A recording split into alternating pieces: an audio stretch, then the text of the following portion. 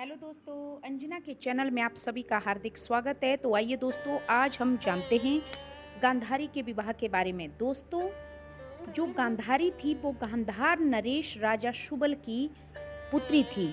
गांधारी के 100 भाई थे। गांधारी के एक भाई का नाम शकुनी था। दोस्तों, जब राजा शुबल ने ज्योतिषी से गांधारी की जन्म कुंडली बताई तो ज्योतिषियों ने बताया कि गांधारी को विधवा होने का योग है।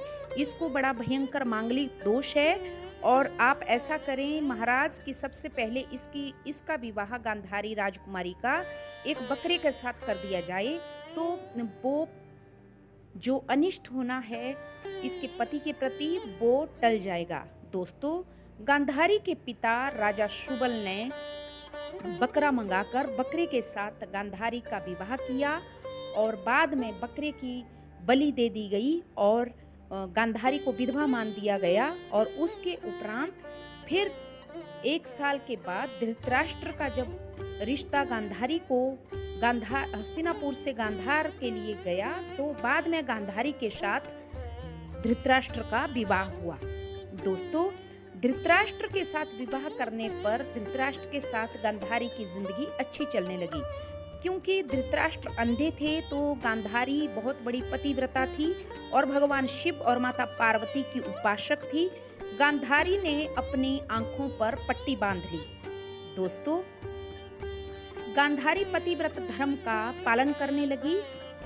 इसी बीच दोस्तों, जब धृतराष्ट्र को पता चलता है कि गांधारी एक बकरे की विधवा है, उसके उपरांत गांधारी का विवाह मेरे से हुआ, तो धृतराष्ट्र बहुत ही ज्यादा गुस्से वाला था और धृतराष्ट्र ने राजा शुबल को और उसके 100 पुत्रों को बंदी बनाकर हस्तिनापुर में कैद कर दिया।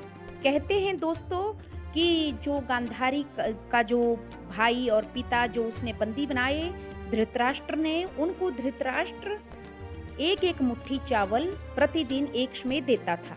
एक मुट्ठी चावल से तो कोई भी जीवित नहीं रहता। इसलिए राजा शुबल ने जब धृतराष्ट्र नहीं माना तो राजा शुबल और उसके 99 पुत्रों ने ये प्रण लिया कि हम शकुनी सबसे ज्यादा चतुर और चालाक था।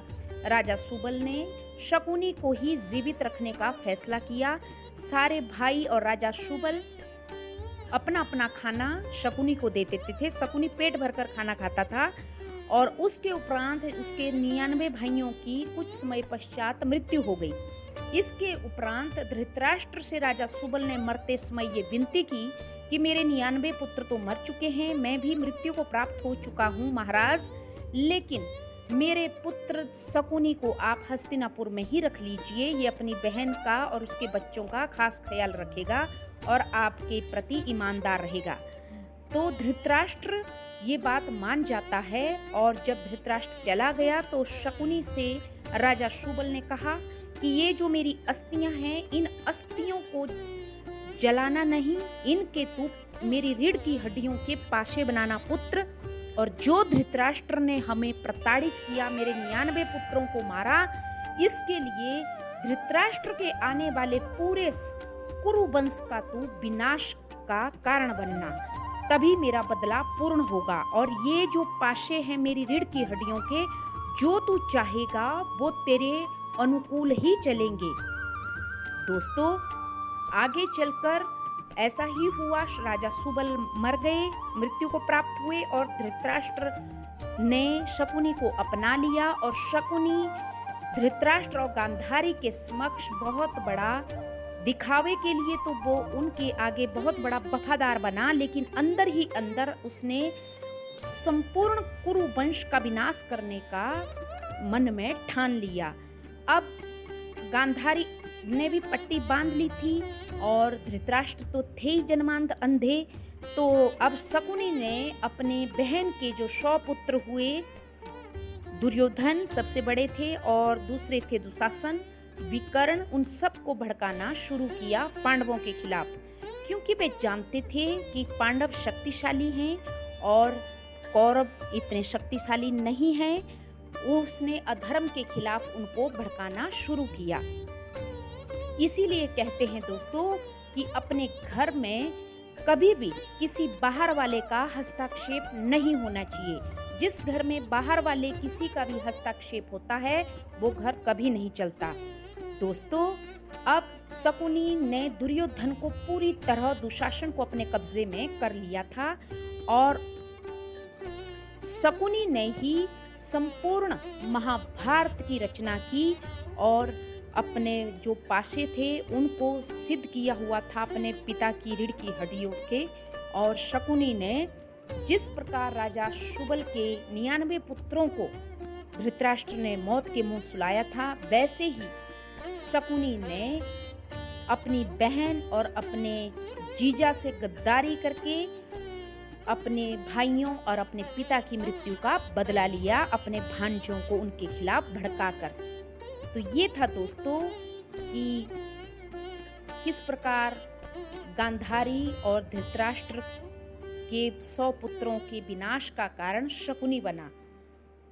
दोस्तों, गांधारी ने गलती तो पहले ही कर दी थी। जब पति अंधे थे तो पत्नी को अपनी आंखों पर पट्टी नहीं बांधनी चाहिए थी। किसी एक को तो अपने बच्चों की गलतियों के ऊपर नज़र रखनी चाहिए थी, लेकिन गांधारी ने भी अपने भाई शकुनी के भरोसे अपने बच्चों को छोड़ा और बाद में अंजाम पूरे संपूर्ण कुरु वंश का और महाभारत जैसे इतने विशाल युद्ध की रचना कर दी और सब समाप्त कर दिया। कहते हैं दोस्तों कि आज तक ना तो इतना बड़ा त्रेता युग में कोई युद्ध हुआ, न द्वापर युग में और ना ही आगे कलयुग में जितना बड़ा ये महाभारत युद्ध द्वापर युग में हुआ था। और ये रचा गया सिर्फ और सिर्फ शकुनी और दुर्योधन के द्वारा, क्योंकि दुर्योधन अपने मामा के वश में थे और इसलिए ये महाभारत युद्ध की नींव पड़ी और संपूर्ण विनाश हुआ। तो आशा करती हूँ दोस्तों आप सबको कहानी पसंद आई होगी। तो please subscribe my channel. Thank you.